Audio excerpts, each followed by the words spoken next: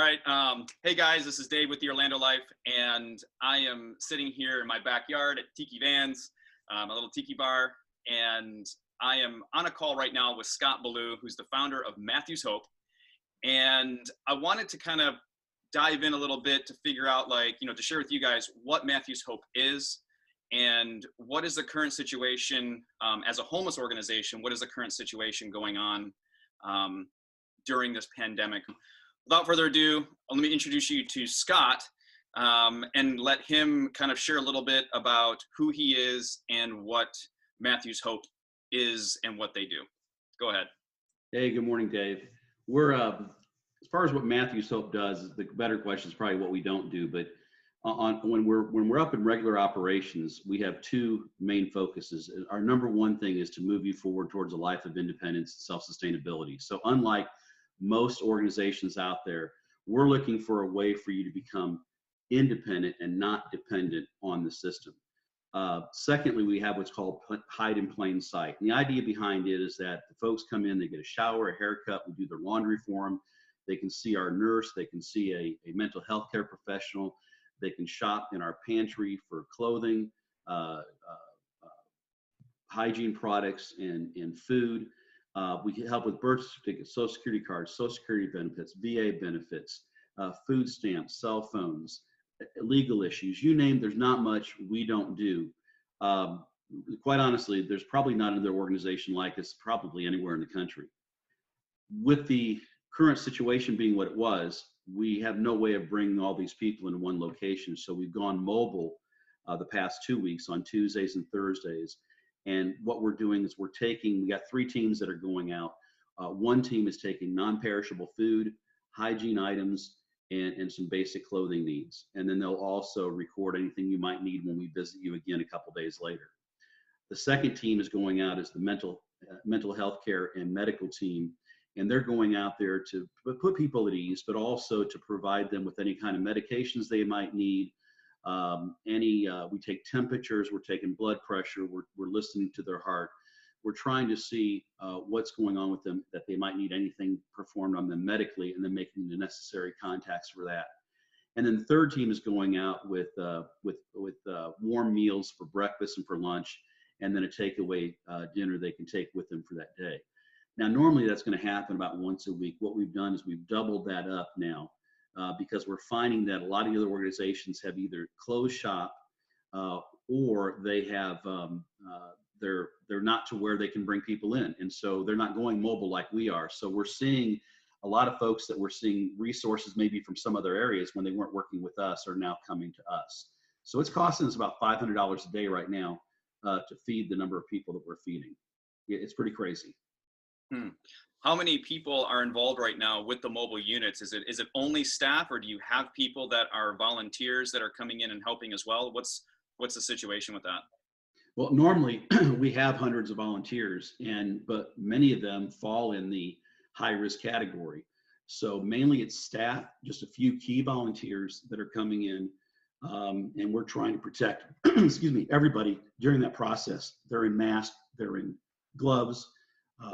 We are limiting the number of people that are together at any one time. We're taking every precaution we possibly can. In fact, one of the things that we did and that we continue to do is we are putting a mask and hand sanitizer and wet wipes on every homeless man, woman, and child that we visit throughout the week. The reason I think that's so important, and people are missing this, is that ignoring this population is kind of like giving someone cancer surgery, leaving just a little bit of cancer and hoping that nothing bad happens. The problem is this is also a high risk area of people. And if we take care of everybody else and not them, we may as well just cut it loose all over again. And this is something that I think a lot of our leaders are missing. And we're taking it upon ourselves for as long as we can, as long as I can keep finding sources for masks and hand sanitizer and what have you. We're going to continue to outfit those people so they're safe from one another. We're safe when visiting with them, and people are safe if they come across them in public. So that's incredible what you're doing. I think a lot of people don't realize, whether they've heard of Matthew's Hope or not heard of Matthew's Hope, is that you guys do not take any funding from government. This is all community focused. community funding that keeps what you're doing going. Yeah. So It's kind of crazy. In fact, this year is our 10th year anniversary. I've got to raise roughly about $2,500 a day for us to continue to function. That's not including the extra strain of that roughly $500 a day that we're seeing right now in extra food and what have you. We may in fact become a casualty of the virus ourselves. That said, we're trying to make our needs known, and people have been responding because, again, I think if people really think about this, they'll understand that they're in contact with homeless people every day that they probably don't even know they've been in contact. And part of that's due to our hiding in plain sight initiative in West Orange County. Because if they're clean shaven and they've had a shower and they got fresh clothes for the week due to our laundry service and what have you, you don't know who you're coming across. And that's the whole idea behind it. But the other side of it is why would you avoid them if you don't know who they are? And even if you did try to avoid them, again, the type of space the government's suggesting, the CDC is requesting us to be apart from each other, it's really easy to come in close contact. I'd like to ask you something, and this is going to come from two sides of the spectrum. One, someone who is, I mean, we're all in crisis mode. We're all dealing with what's happening. Some of us are in better positions than others.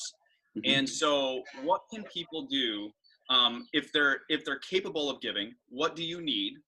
And if they're not capable of, let's say, financially giving or anything like that, what can they do to help? Because this being so important, obviously, and there being a large homeless population here in specifically Orange County in the Orlando area, what can people, no matter what situation they're in, what can they do to help Matthew's Hope? Well, I think the first thing people would be surprised before I answer that for a question is that Central Florida has the fastest growing homeless population in the entire country. And we're the third largest population so far. What they'd also be surprised to know is that probably about 60% of those people are women and children. So let's get that part out of the way, is that who you think they are probably isn't what you're seeing. As far as what you can do, and people may laugh at me at this, if anybody knows me, they know I'm an ordained pastor and stuff, but I cuss and drink too much, but I'm a God's guy. And so the first thing I tell people do is lift us in prayer. Second thing they can do is they can go to our Facebook page and share our post, make our needs known to others. Thirdly, if they're in a position to donate money, they can do that as simply as picking up their cell phone. They can dial 41444 and just put in capital MHM. And we don't see a thing other than the fact that they can use their credit card or debit card, and it will send us a donation there. Or they can visit our website at matthewshopeministries.org and hit our donate button. The other thing that can be done besides sharing, anybody can share. If they're here listening to us today, chances are they're on Facebook and Instagram. You can share that information of what we need. But the other thing you can do is that when you see the buy one, get ones, and the stores are still doing this, is feed your family and feed one of ours. If you can't spend money, this is a great way of helping. What we do ask people don't do is don't bring us things that aren't on our list. You can go right to our website and find out what's on our list, because we don't have the time or the resources or the space to take some of the junk, quite honestly, it's come into us. And don't send us your expired food. We can't use that as well.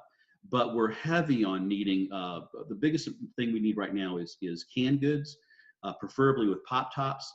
Spam is huge. Vienna sausages, canned ham, canned chicken, tuna, some kind of proteins that people can use, whether living in their car, in the woods. I'd say hotels, but most of those people in the hotels have not been pushed out to the streets. So we try to find things that them and even the people in our transitional housing can use. And we're trying to help the families that are working through our Montessori preschool Firm Foundation, trying to help them as they need an assist. Wow. Okay. I appreciate that. I'm going to put the website link here in the video as well as in the comment section.